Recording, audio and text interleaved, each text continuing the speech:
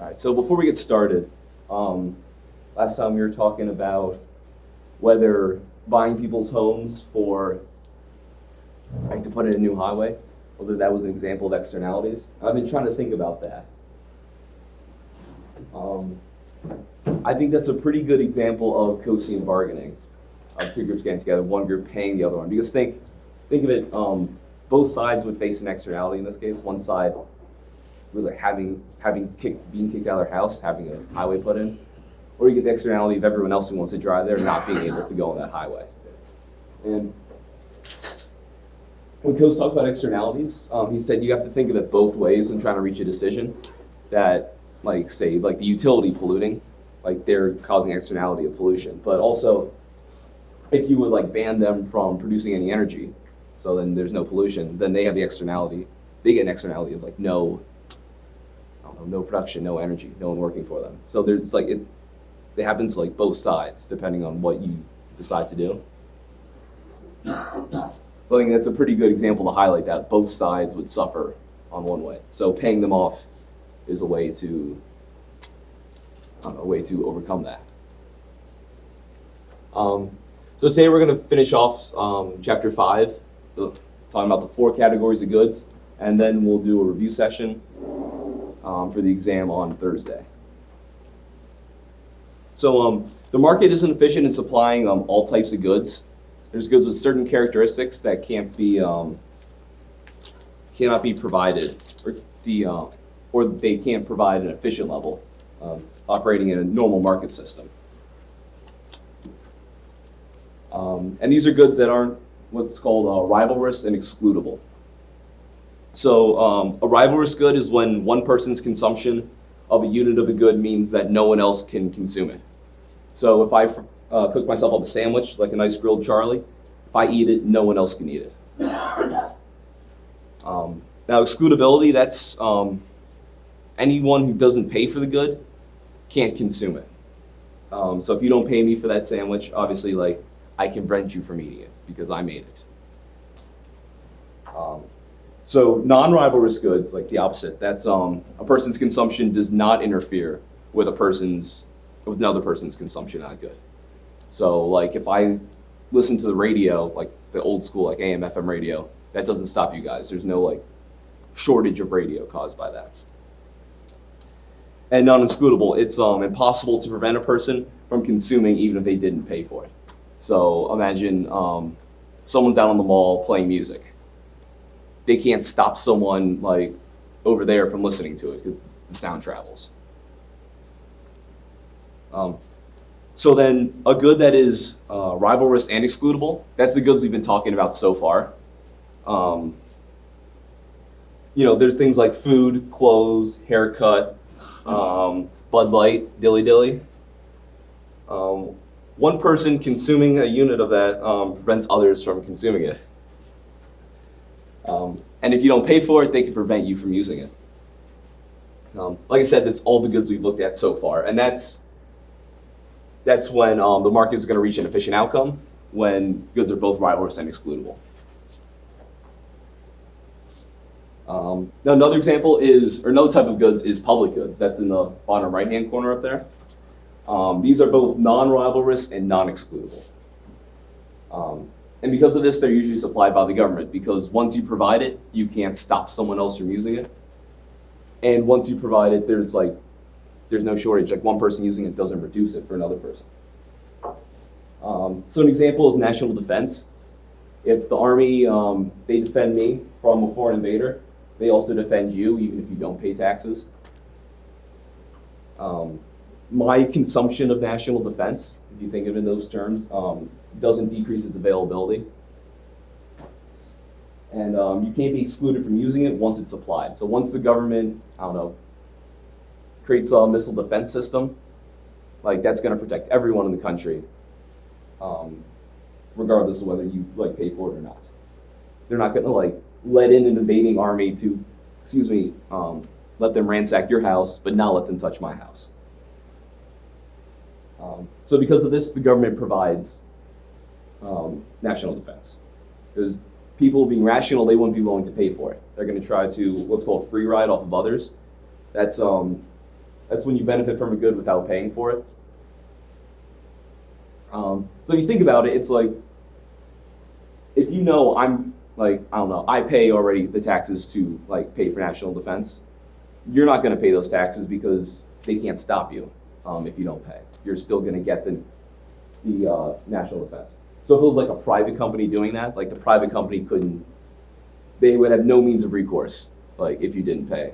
Yet they still went through the effort to stop an army from destroying your house. That's why the government provides it, because the government can tax you, and if you don't pay, they throw you in jail, put a lien on your wages, all that good stuff. Next is quasi-public goods.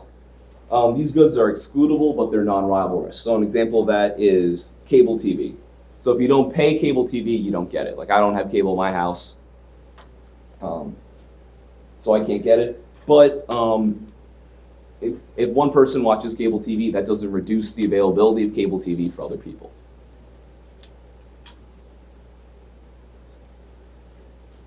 Yeah, another example is toll roads. Same thing, you got to pay to get on. But once you're on, there's no like reduction in supply, unless you want to argue that congestion is reduction in supply. And the final example, or final type of good is common resources. They're non-excludable, but they're rival risks. So an example is like a forest in a lot of poor countries. Anyone can go in there and cut down a tree, but once you chop one down, you can't consume that particular tree. So like they can't keep people out. Or like tuna in the ocean, like there's limited supply of tuna in the ocean, but nobody owns them and no one can stop you from going catching those tuna. And obviously that's why we have problems with overfishing, because no one can stop you from doing that.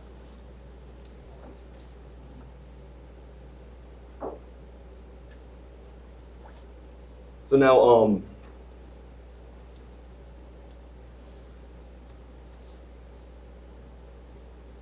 yeah, so markets, like I said, they're good at providing efficient levels of private goods because individuals, they're the only one benefiting from the goods, so their preferences matter. But for the other types of good, especially public goods, markets aren't so good at providing efficient levels. People can free ride on public goods.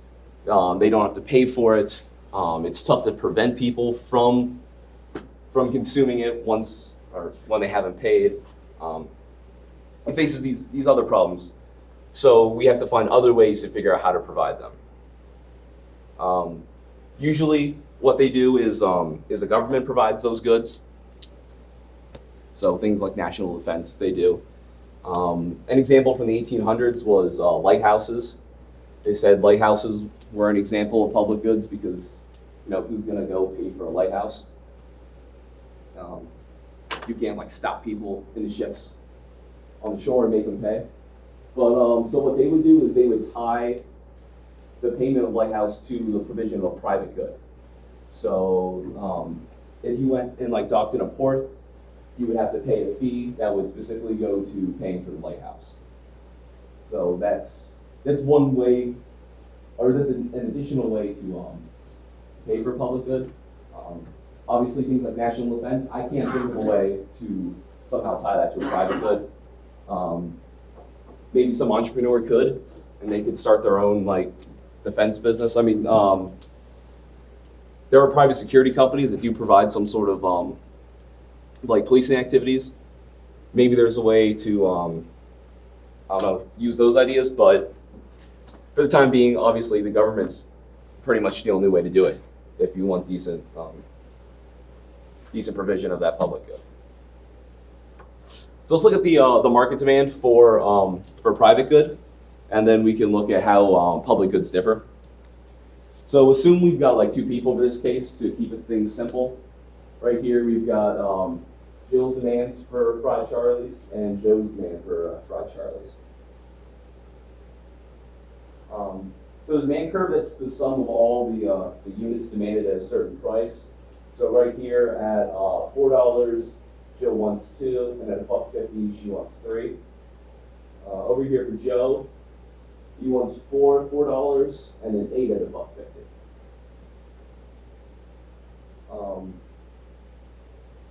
So yeah, so what we do is we just add these two together. to get the quantity demanded. Hop over here. So here she wants 2 at $4. He wants 4 at $4. So here at $4, combine the market demand of this market of 2 people is 6 at $4. Likewise, add the 3 and the 8 at $1.50, and we have 11 there. So that's how we figure out, the market demand curve based on individuals for a private good, which is basically like that's what we did before.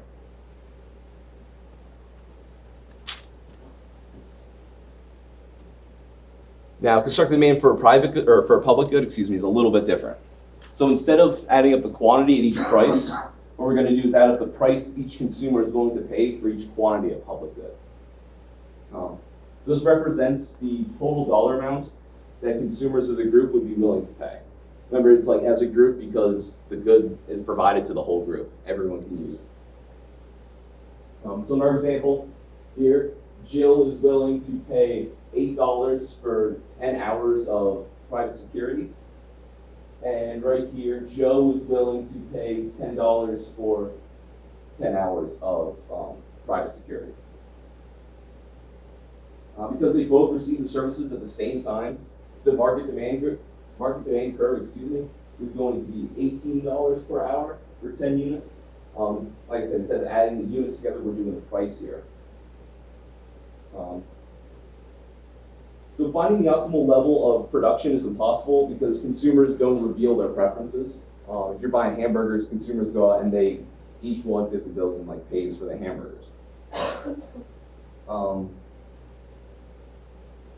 So whether or not you buy at that price, that's how you reveal your preference. And that's how businesses can sort of estimate the demand curve, understand what consumer demand really is.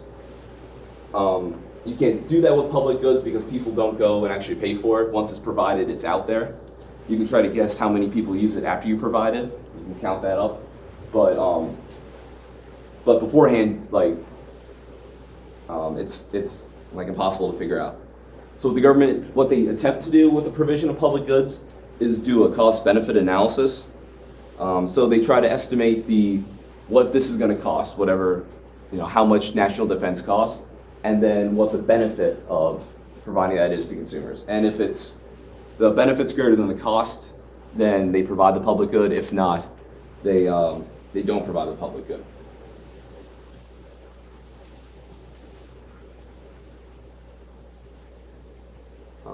Okay, so now let's look at common resources. Like I mentioned with overfishing, common resources tend to be overconsumed. Now these used to be more common in the Middle Ages. You would have community-owned pastures where each person would, or each peasant would bring out their, one piece of livestock and they'd graze. So these goods are rivalrous, but they're non-excludable. So anyone can go out there and use it at any time, but there's only a finite amount. Once you use that up, it's gone.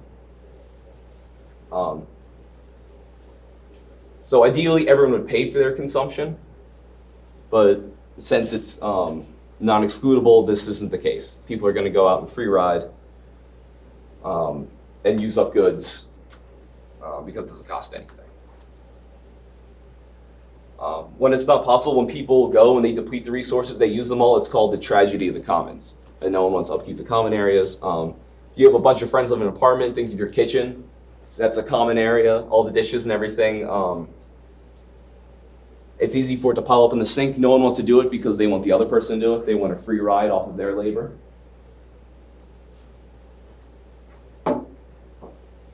So what ends up happening is, no one cleans their stuff. We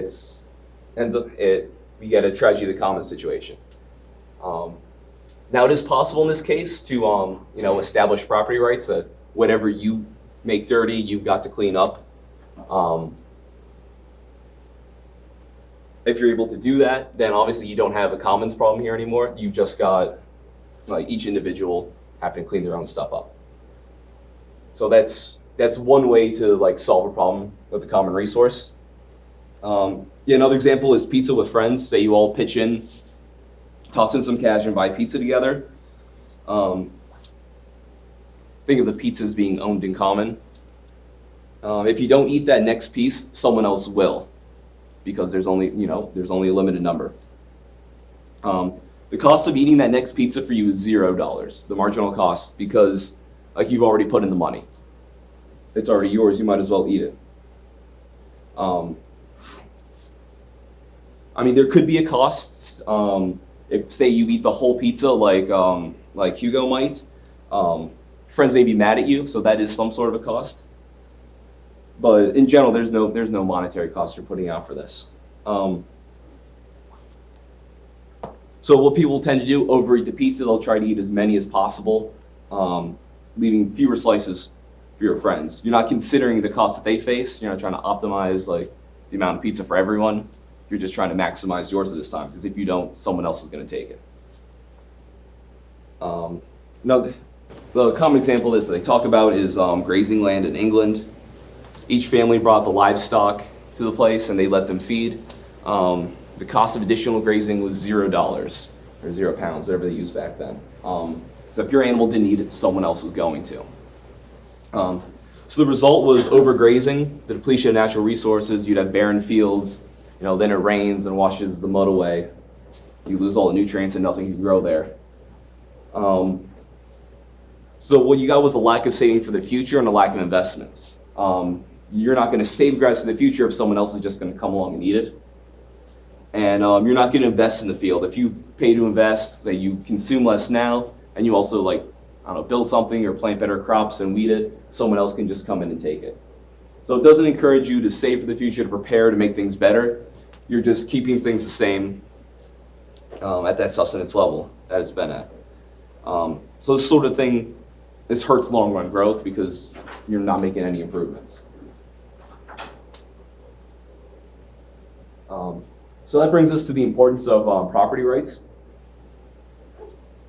So your text talks about how it reduces externalities, which is true, but it's not just that. Under private property, owners benefit themselves from benefiting other people by using their resources in a way that they can provide value to other people to get money back from them. So it promotes mutually beneficial exchanges. It allows entrepreneurship and economic calculation. You can weigh the expected value of the different resources when you're trying to determine how to use them. Owners have a strong incentive to care and manage for what they own because it's yours and only yours. You retain all the benefits from improving it, from making it more productive. All the upkeep and the labor costs. I think of my apartment. If I owned the apartment, if that house was mine, I'd definitely repainted the walls by now. I'd have done other stuff. I'd done more work upkeep on the yard. But since it's not mine, I'm not going to improve it for the long term because I'm going to spend the money, spend the time, and I'm not going to get anything back for it. It also creates an incentive to conserve for the future. If you yourself ordered pizza instead of with your friends, instead of eating as much as you can, you're going to save some for the next day probably. It incentivizes owners to reduce the chances of damages being caused to others on their property. Obviously, you can get sued if you cause damages to somebody, whether slip and fall on your sidewalk because you didn't clean off the ice, or whether you sell them a product that's dangerous. So it links responsibility with the right of control. If someone hurts themselves on the commons because of a problem, something unsafe there, no one gets held liable for that. An example, in Africa, some countries a couple decades ago, 20, 25 years now, privatized the ownership of elephants. Elephants are endangered species. There's a lot of poaching and a lot of killing them in Africa, and conservationists want to see them continue because you don't want to see parts of our ecosystem go extinct. That causes serious other problems. So some countries kept them in sort of common ownership. No one owns them; they're just out there. And some actually privatized who owns them, created property rights, and groups or individuals were responsible for them. The countries that created the private property rights, the ownership of elephants, they ended up having more elephants than the countries that did not have any sort of property rights over them. So in like where elephants were commonly owned, they were killed by tribes because elephants are just like walking tanks. They would come in and destroy fields, they could destroy villages, they could trample people. So they were fine, killing them to prevent that. If they wanted to put up like a fence over their field, they didn't care if it was deadly or not, as long as it stopped them. The cost of killing was extremely low, and they're not going to waste their time and resources trying to stop poachers because it's not theirs. They don't benefit. They only face the cost of it. But where elephants were owned, there was a financial motivation to stop poachers from coming in. They would actually care about stopping them, and they would find methods to deal with elephants' destructions. Safer fences, setting up grazing land somewhere for them, other things to keep them alive. So many of these public policy problems that we face are actually property rights problems. We don't have full property rights over something like pollution. No one has property rights over the air. So then we have these situations where it's difficult to find a remedy. So when attempting to solve a problem, economists need to first understand the current assignment of property rights or lack thereof, and move from there. Maybe there's a simple solution like with the elephants, moving to a way to help encourage people to serve themselves, because they benefit from actually keeping these around. For a final example, who's heard of buried treasure? You hear the old stories of buried treasure and stuff. You guys know that was actually real? I had no idea. We were reading The Wealth of Nations in grad school. And Adam Smith says if you combine, dug up all the buried treasure in England, you'd have enough to pay off the revenue of the government for 7 years. And I'm it was in a discussion class, and we're all going around. And after 10 minutes, I'm like, is no one going to talk about a serious conversation about buried treasure? What these feudal lords would do, in Norman England, was they would bury their treasure because there was no private property rights protection. They would hide it to make sure that no one would steal from them. You can imagine what this does for a society. Instead of investing it, being able to start businesses, even just put it in a bank and people can get loans from that. Instead of consuming it, making your life better, you're just burying it and hoping that no one steals it from you. You're wasting money and time trying to protect what you have instead of trying to grow it into something else and trying to make your life better. So in a world with secure private property rights, what came later, people didn't have to do that. They could just deposit it in the bank. They could actually consume it instead of worrying. Made things a lot better. And then, of course, there's all that buried treasure because a bunch of people died and didn't tell anyone. So then there's just gold sitting there underground somewhere. I don't know. I thought that was cool as shit when I came across that.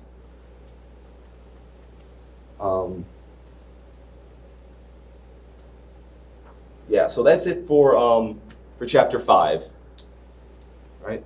Yeah, chapter 5. Do you guys have any questions about externalities, the types of goods, any of that?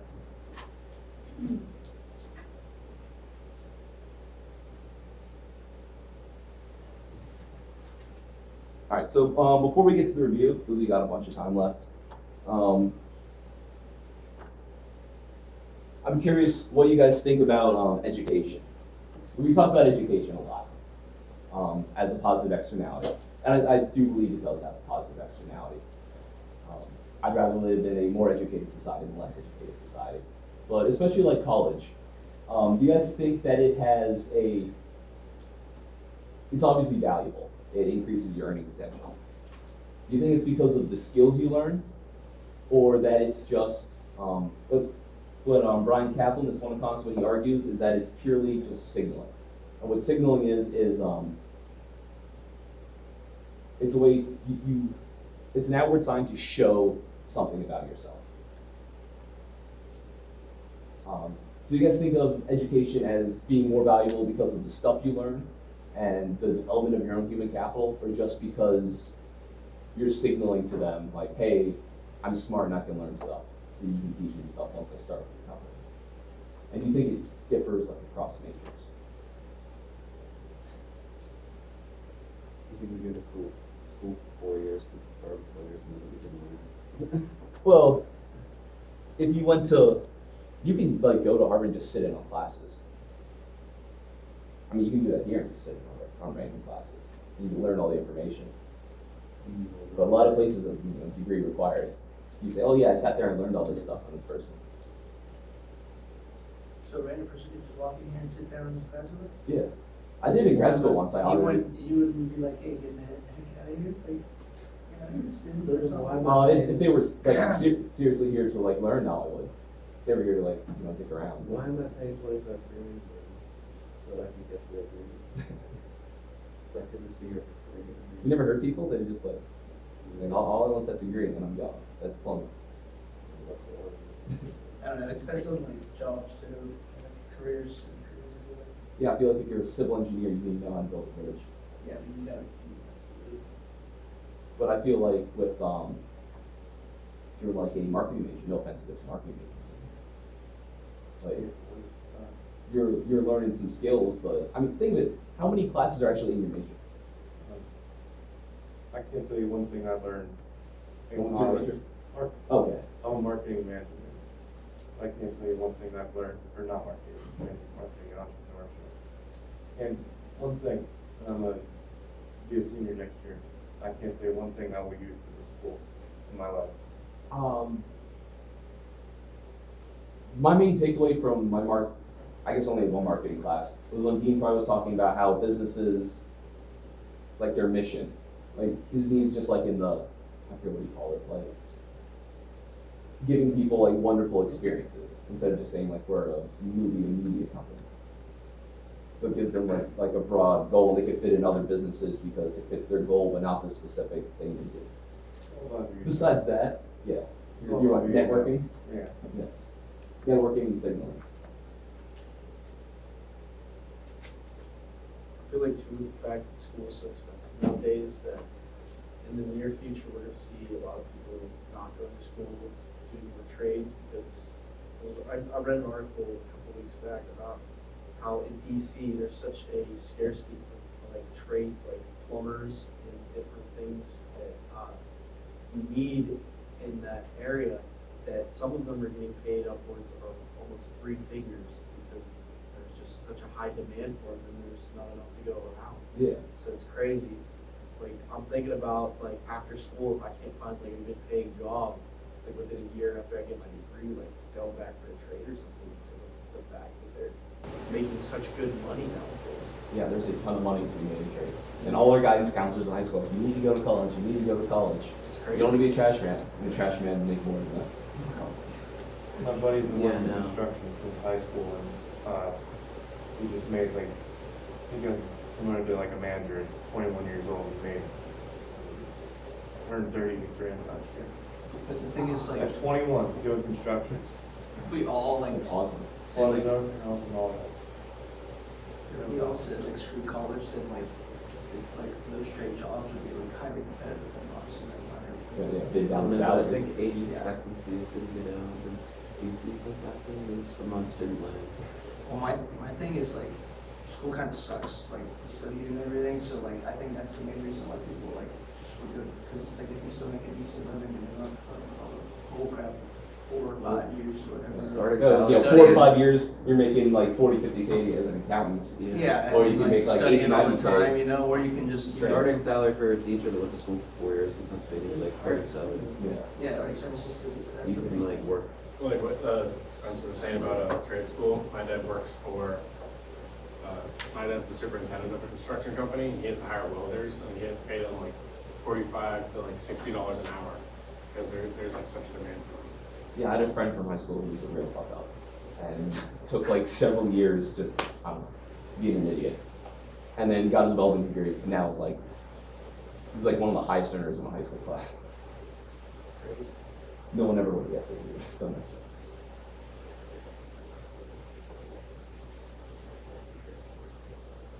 If you're not going to school to be like a doctor or an accountant or like anything like that, it's a scam. I think how many classes. I remember complaining about this in undergrad, like my junior, senior year, when I figured out that there weren't that many econ classes left. Like, 3/4 of my classes would Why am be I still here? Why do I not have my degree? But like, that's the whole point, what he just said, like, Yeah, I it's think- still a positive, like, externality, because yeah, like, all the healthcare professionals, like, you definitely can't just go straight from high school to get, like. Yeah. You got a lot, And a like, lot we to learn. need It's them, not, you know, the so- class, price of classes, I understand, but the room and board and food is just ridiculous. Oh, Like, I paid almost $4,000 a semester for food, and I like took a giant plate of cookies the one day, and this lady tried to stop me, and I was like, I paid $4,000 a semester, I can have some cookies, and she's like, you're right. I was like, yeah, I know. I love that convinced her. I was like, do you want a salary? Do you want paid? Because I pay your salary. Then we have to freaking resident plow the sidewalks, and I'm falling and smashing my name. We got 47 administrators who Exactly. all do the same job. All right, so before we move on, who here's seen Avengers: Infinity Wars? Just curious. Like a decent amount there. Okay.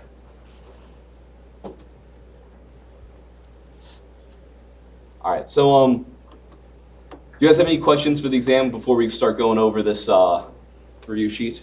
Same format as the last one? Yeah, 25 questions for multiple choice, and then five like short answers. There's no math problems on it this time, and there'll be a couple extra extra credit questions at the end. I haven't decided what yet. Oh, and also, are you not making the practice quiz or whatever? You said in the syllabus? No, I'm just gonna have to do these myself, like make them up myself, because so I'll do it for like the next So two. you're not doing that, then again, you're doing the 6 credit? Yeah, extra credit questions instead, because yeah, this stuff like Timon sent me his that he gives his class, and they come out as these weird like not even like text files, like the weird coding files. Timmons extra credit quizzes that I have for econ, absolute BS. None of the material was on the test, I'm not kidding. I think he just got it straight from like the book's website. Yeah, they were just, I mean, that's where I got the PowerPoints from. they were ridiculous. All right, so can someone define consumer surplus for me?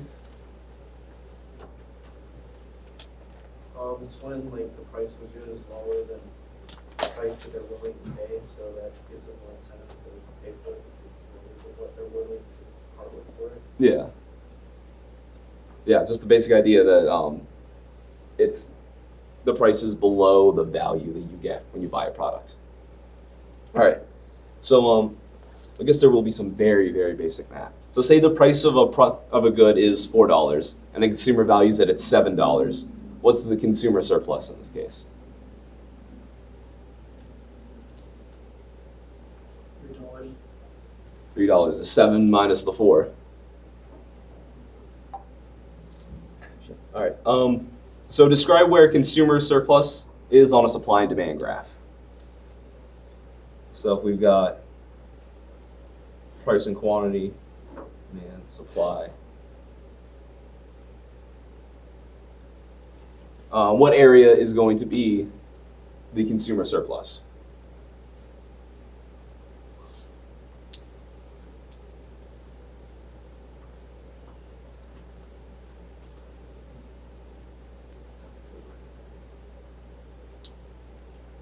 Where at?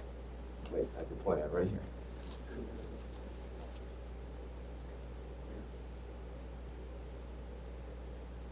When you go down to the right, Saying here? demand go up, prices go down, right? You're saying right here? Yeah, right? I might be stupid. I wouldn't go that far. But no, it's not that spot. This area right up here. I like the opposite. Oh, that's Yeah, you don't have to change the shift and supply and demand, right? no, you don't shift it. It's just like what area is the consumer surplus. So it's everything above the price.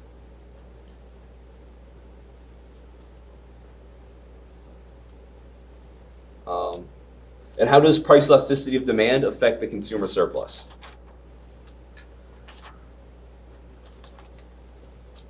So like whether a good is elastic or inelastic, which one, let's say which one has a higher consumer surplus, an inelastic good and an elastic good?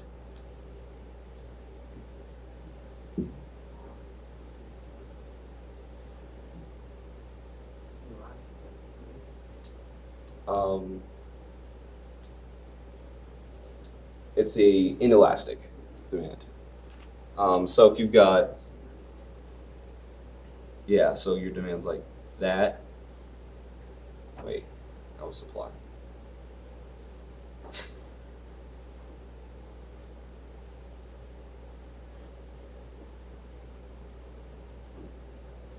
So if your demand is more elastic, it's going to be like this area right here. If it's inelastic, it's going to be like all the way up there. Or inelastic. So yeah,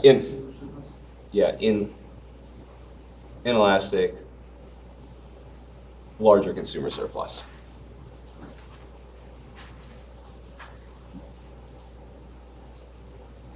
All right. So then now what's producer surplus?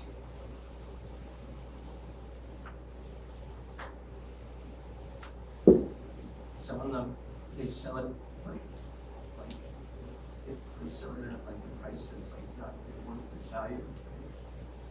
So like, it's the opposite of consumer surplus. It's like- It is the opposite. It's when they sell it not for more than its value, but more than its cost. Okay. So it's a basic idea. So is it like the idea of like sellers will sell a product for more than they paid to make the product? Yeah. So it costs like $1 to make a unit of good. They sell it for $2. So they can make a The, profit. and the consumer values it at $3. They both get $1. One is producer surplus, one's consumer surplus. If the marginal cost of a good is $2 and the price is $5, then what's the producer surplus here? That's just, yeah, 5 minus 2 equals $3. All right, so can someone define market equilibrium in terms of consumer and producer surplus, and then in terms of marginal cost?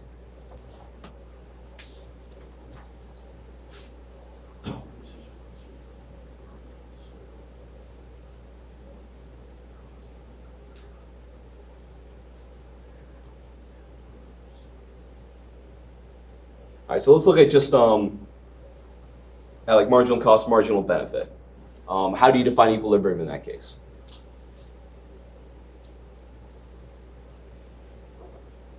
So whenever they meet, like on graph. Yeah, where supply and demand meets, so marginal cost, marginal benefit are going to be equal to each other. And now for producer surplus and consumer surplus, obviously it's the same spot. It's where those two curves cross, but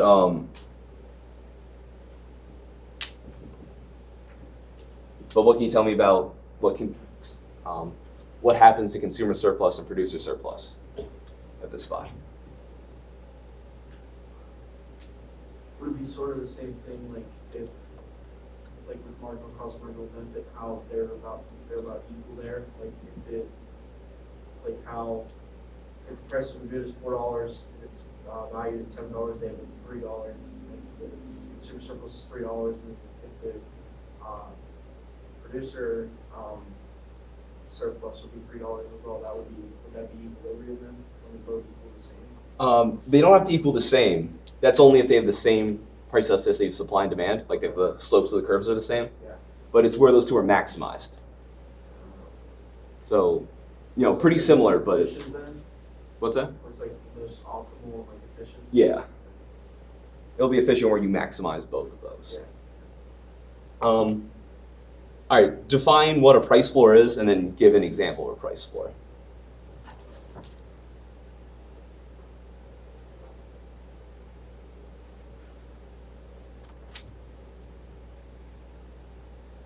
Is it the like minimum price that item can be sold at, like a good? Yeah, that's right. So it's things like minimum wage, minimum, like, I don't know, agricultural prices, like minimum wheat, minimum milk, stuff like that. The government sets a price that a good can be sold at, nothing can be sold under that. It's done to help the producers in that market. Can you give an example of syntaxes and a definition?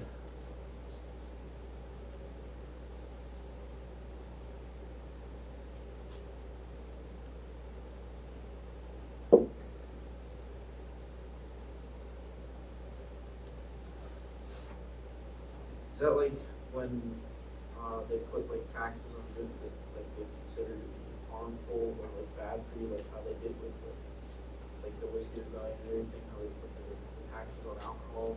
That's right. They thought it was bad for us. Yeah, so things like cigarettes, unhealthy food, alcohol. Put a tax on those to reduce people's consumption. So, like a $1 sales tax. Make it more expensive to buy your 6-pack of Bud Light. Fewer people are going to buy it. So now, explain rent control and the side effect of rent control policy. So, what exactly is rent control?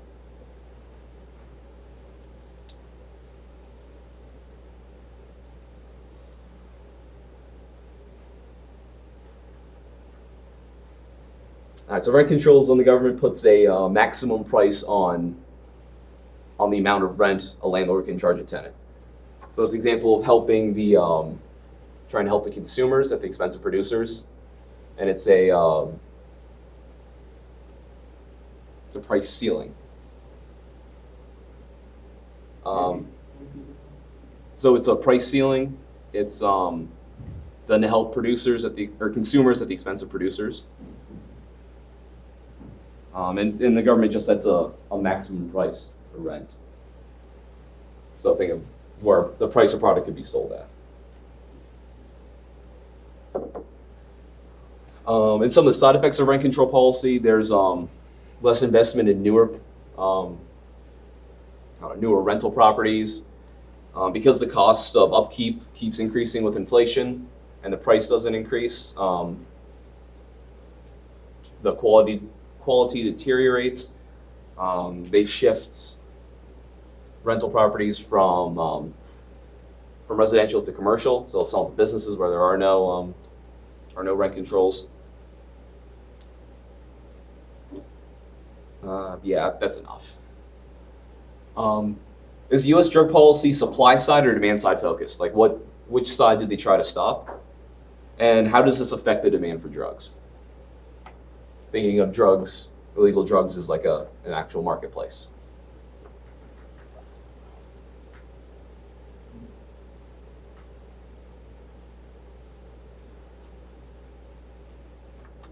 I would say That's right, it is supply side. Yeah. They're trying to reduce supply. It affects demand because it basically makes it higher, honestly, if they do a big drug bust and then a lot of people can't get the drugs they're looking for, so demand's gonna go up. Other producers can sort of step in and supply with their. So demand's not going to go, price is going to go up.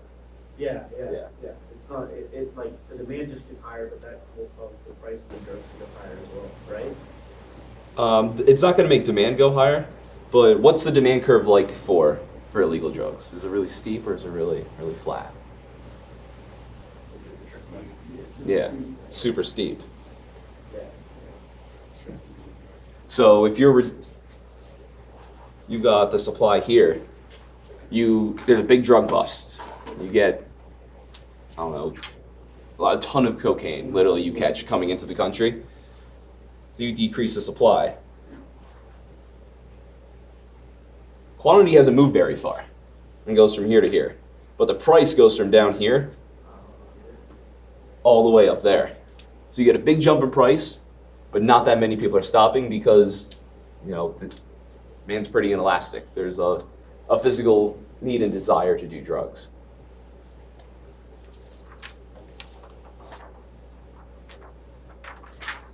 All right. So define institutions and explain their importance for economic growth. That'd be like financial institutions, No, not financial institutions. psychiatric institutions. Just in general, like how economists talk about institutions.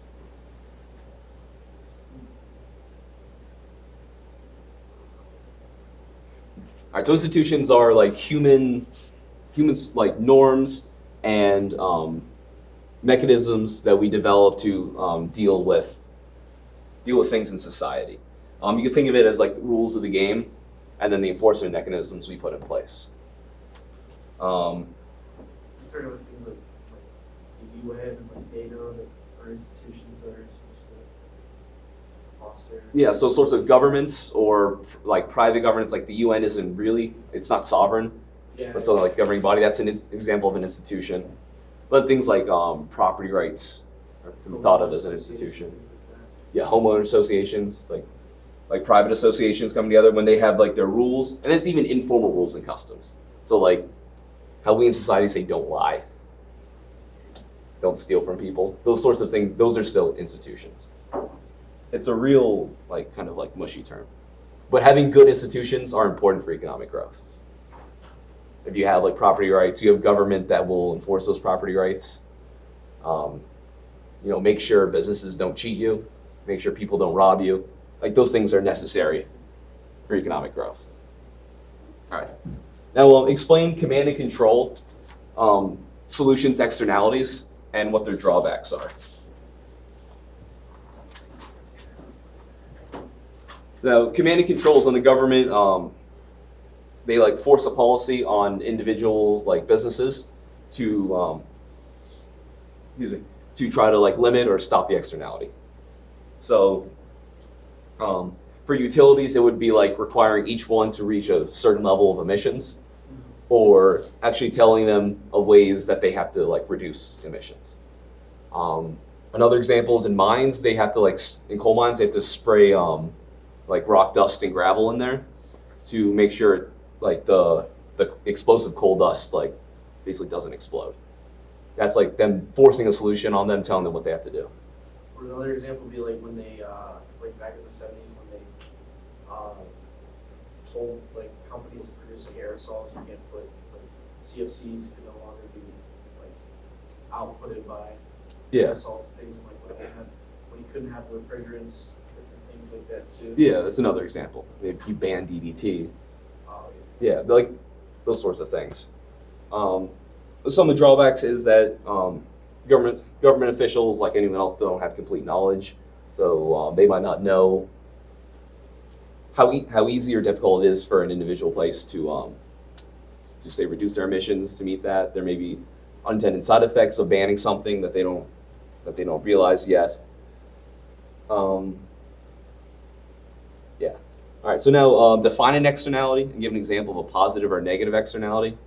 So an externality is when a third party who's not involved in like the exchange of a good or service gets impacted by the good or service. And it can either be good or bad. So like education is a positive externality.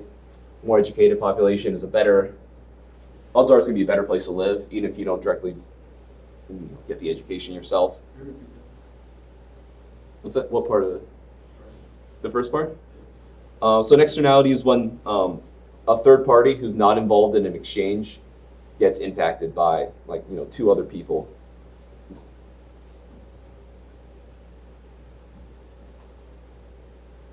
So like you and I, you buy something from me, and then your purchase or your use of that, or the way I produce it, bothers someone else. And the negative externalities like pollution, loud noise when you're trying to sleep at night. When I lived in Arlington, I lived right by Reagan Airport, and I'd hear the planes go by like all day long. And now I live by a railroad yard in Juniata, so I hear the locomotives all night. So define a market failure and explain how they're caused. Market failures are basically when we don't reach the equilibrium, the optimal allocation of resources, when something's preventing that. So you can have like externalities and lack of property rights, or or the characteristics of goods could be, they could be common goods, they could be public goods. These create market failures. Now, define property rights. Property rights is it's the right to like sole use and ownership of a good or an idea. You have full control over it. You can buy it or sell to whoever and do whatever you want with it, as long as it doesn't negatively impact another person.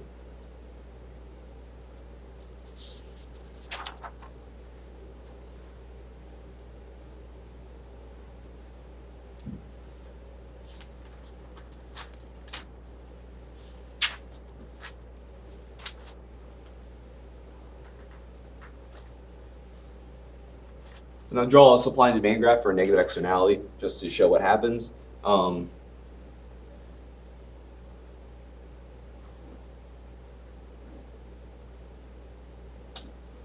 So this is going to be,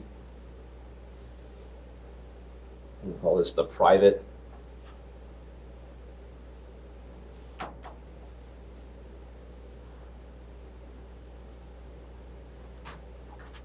Wait.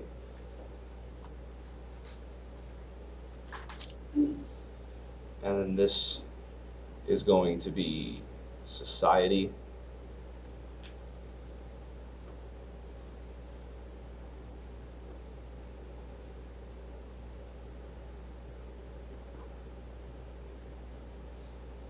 So you see there's, when there's negative externality, the private people aren't going to take that into an account because they don't bear all the costs. So their supply curve is going to be lower than society's supply curve. The difference between these two curves is the value of the externality or the cost of the externality that's being put on society. Yeah, so we're going to see, we're going to see a higher quantity produced at a lower price than would be if the producer bore all the costs of externality, all the costs of production, and I don't know, say it's pollution. Since they don't bear the whole cost of pollution, they don't take all that into account. Their supply curve, the marginal cost curve, is going to be lower than the marginal cost in society.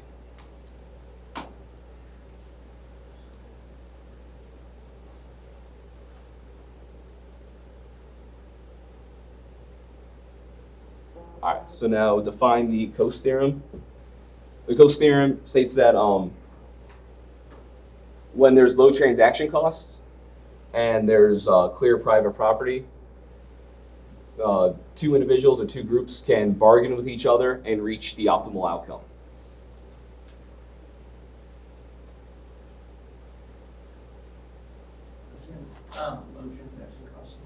Low transaction costs and clear private property. There's what? Clear private property.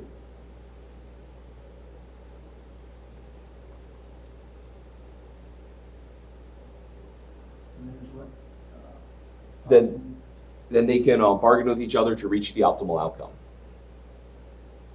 If there's not clear property rights or low transaction costs, then it does matter who gets the private property rights first, because it's much more difficult to bargain between the two.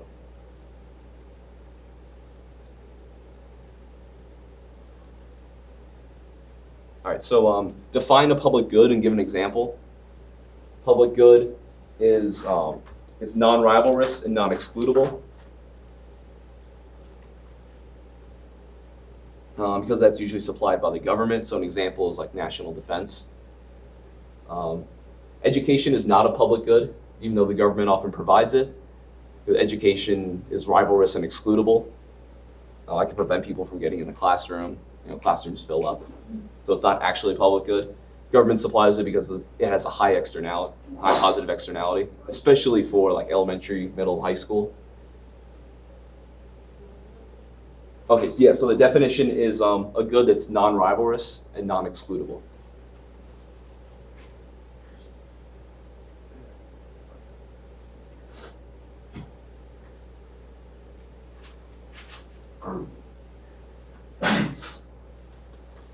Okay, so next one is using producer and consumer surplus, explain how market forces move the price to equilibrium. Does anyone want to take a stab at this one?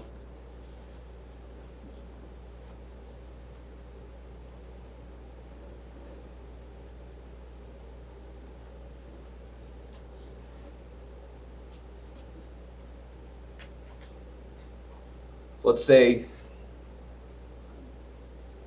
here's equilibrium price, and the price red is up here. Let's call this $15 and $10. So the price is up there. Think in terms of consumer surplus and producer surplus.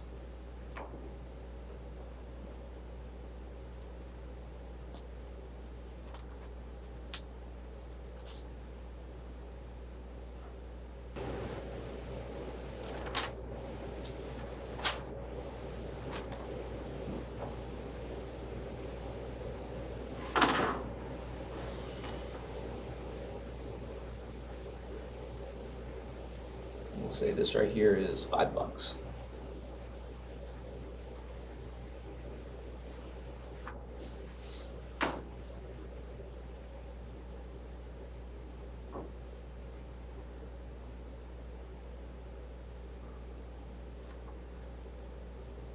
So right now, at $15, this A right there, that's consumer surplus. When in equilibrium, let's label all these B's. Normally, it's A, B, and C here is consumer surplus. C and E right here is dead weight loss. When we're outside of equilibrium, that's going to be dead weight loss, so no one's going to get it. And then B, D, and F is going to be captured as producer surplus.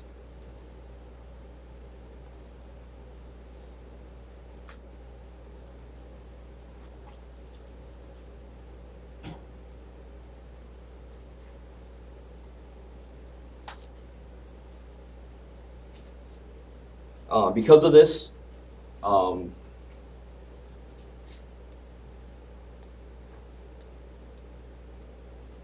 consumers are going to increase their demand. They're going to move along the demand curve down to continue to maximize their consumer surplus and head back towards equilibrium. Once they get to equilibrium, A, B, and C, everything above this $10 is going to be consumer surplus. Everything below that will be producer surplus.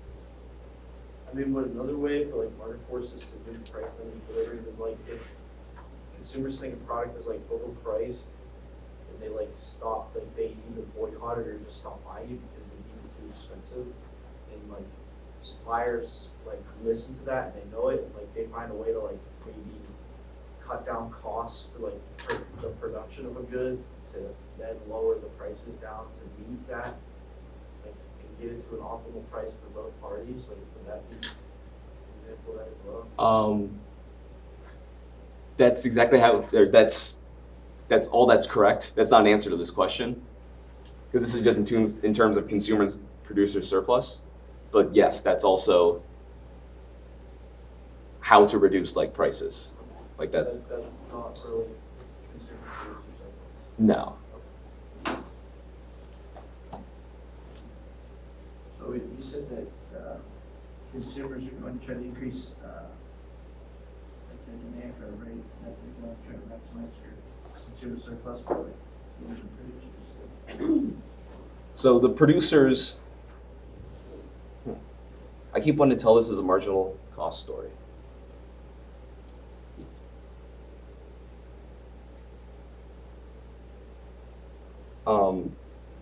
Because there's this dead weight loss over here, the C and E, they're going to try to get rid of that dead weight loss, and they're going to produce more. So you're trying to produce While consumers are eager to increase their consumer surplus. So yeah, so it's going from both sides to meet equilibrium.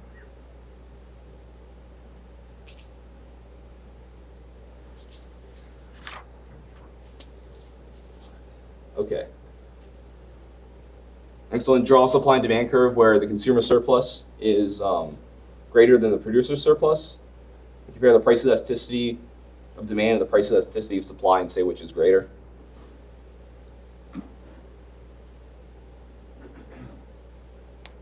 Whoops, shouldn't have drawn that yet. Consumer surplus.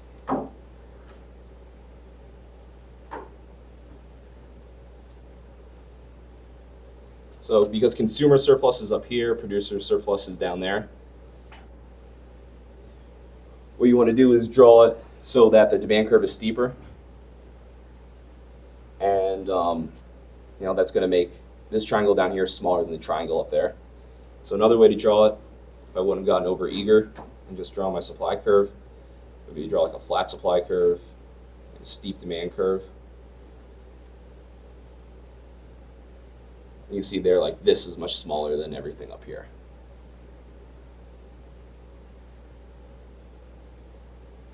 Now compare and contrast the different theories of long-run growth. Geography, Malthusian, Max Weber, the institutionalist, and McCloskey. So just very simply, the geographic theory of long-run growth is that civilizations that were located in good geography, so by rivers, like good climates, their location is what made that society grow rich. They were able to trade, or they were able to grow crops to not die from disease. That's what helped them. The Malthusian, Thomas Malthus idea is that there's like no long-run growth possible, that in the long run, wages are going to return, per capita wages are going to return to the mean. If things go good for a while, you produce like a bunch of food, you're going to have higher population eventually. Once that catches up, you're not going to have enough food for them all. They'll starve. This was like an old theory to describe the world up to like 1800. Max Weber said it was all, it was like a religious attitude. He talked about the Protestant work ethic in Northern Europe. That it was basically,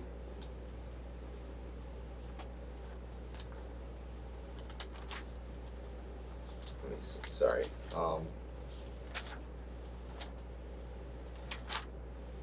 I always forget about Weber. Oh yeah, that the Reformation, Protestant Reformation, changed the psychology in Northern Europe versus the rest of Europe, and that's what spawned growth there. That wasn't my question. It was the Protestant Reformation that spurred a change in culture. Then what the process of elimination? Yeah, so Martin Luther and his 94 Theses, and then Calvin and all them. Then the institutionalists, people like Douglas North and the other guy I talked about was Acemoglu. That it's the institutions that people have in place, that societies have in place, that is what makes them grow. So we're talking about private property rights, a good court system, good legal system. That's what encourages them. And then Deirdre McCloskey, she talked about culture and ideas. You get a culture that accepts innovation and prizes that. You're gonna have more innovative people, and they're going to more people are gonna be encouraged to innovate, to create new businesses, create new products, and you have a positive view of selling, trading, exchanging. You're gonna see more of that, and that's what led to the great enrichment. All right, we got 5 minutes left. All right, so describe the problems associated with price controls. So now, let's see, I have a list right here. Make sure I don't miss any.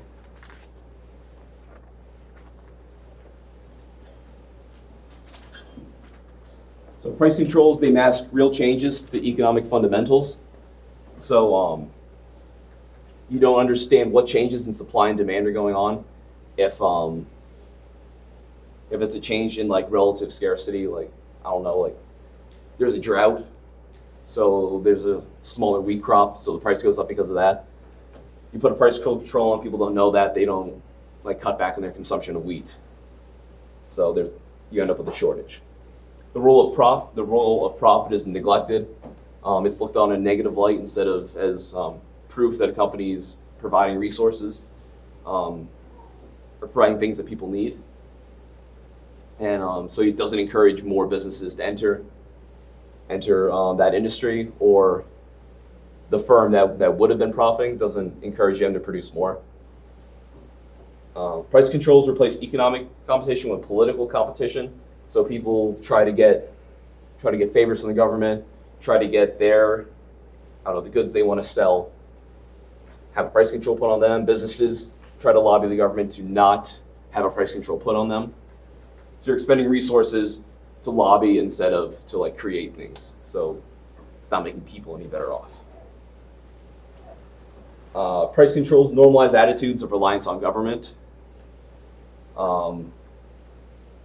So yeah, like entrepreneurial efforts are, instead of focused on new products, focus on trying to get government favor.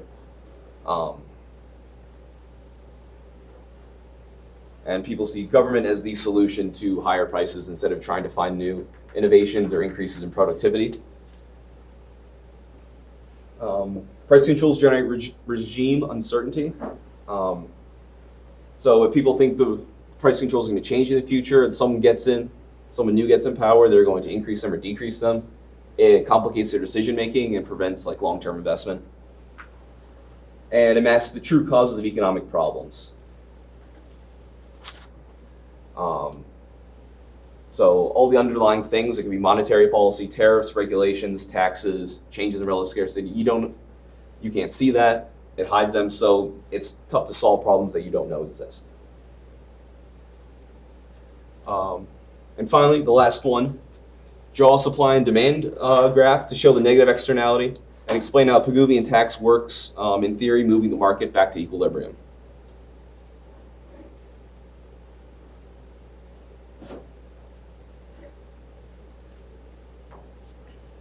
So the negative externality, I'm going to have supply for society and supply private.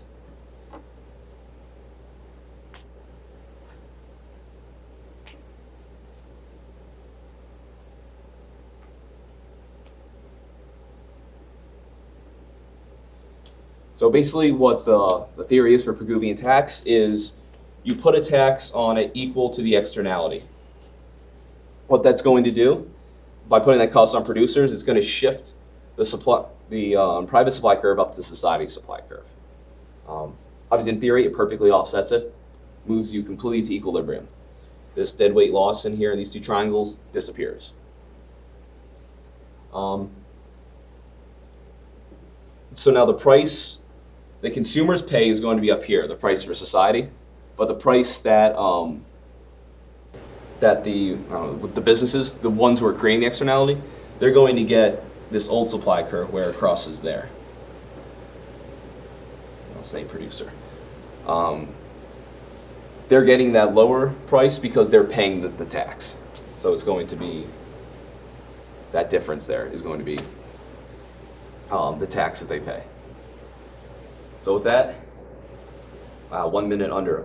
If you guys have any questions now, you can answer them. If not, I'm not going to be here tomorrow, but like Monday, anytime you can come by my office or email me, and I'll get back to you with that. And by the way, I just got access yesterday to the lecture capture thing. So I uploaded all the ones from after the first test. I'll upload this one in a few minutes. There's links to them in the Canvas now. What is it? What are you saying? I got access to lecture capture, so now they're on Canvas.